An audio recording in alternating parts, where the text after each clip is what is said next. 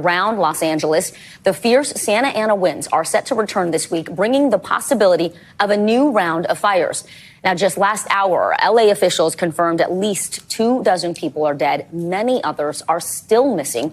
So far, the flames have scorched about 40,000 acres and destroyed more than 12,000 buildings and structures, many of them homes. Over the weekend, firefighters did make some progress on the Palisades fire. It is currently the largest blaze, but authorities warn the threat is far from over. While evacuation orders remain in effect for many, we've seen more people starting to head back home, only to find their neighborhoods completely decimated, their livelihoods turned to ash.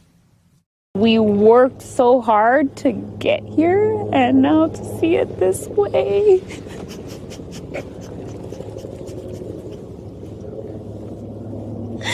I never thought I would live through something like this.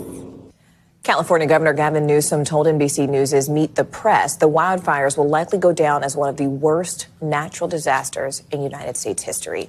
We have coverage from all angles. NBC News meteorologist Bill Cairns is tracking the overall forecast for us. But first, let's go to the ground where we find NBC News correspondent Dana Griffin live in L.A. Dana, the National Weather Service is warning about these extremely dangerous fire conditions still to come over the next few days. So how are the crews preparing for what's ahead? Well, Morgan, they are strategically placing fire crews in areas across the county to make sure that they can respond if a new fire pops up. You're right. This is going to be very threatening fire weather, and so they want to prevent what happened last week. And so you'll probably see some of the fire trucks that have been coming in and out of Mandeville Canyon. And we've been seeing this for several hours. They have been coming in and out. And this is a particular area that was really impacted over the weekend when they had that flare up on Saturday. You can see the firefighters bringing to us. That wind shifted east and that fire took off. And some of these areas were threatened. There was one home that was lost down in this canyon, but luckily fire crews were able to get a really good handle on it.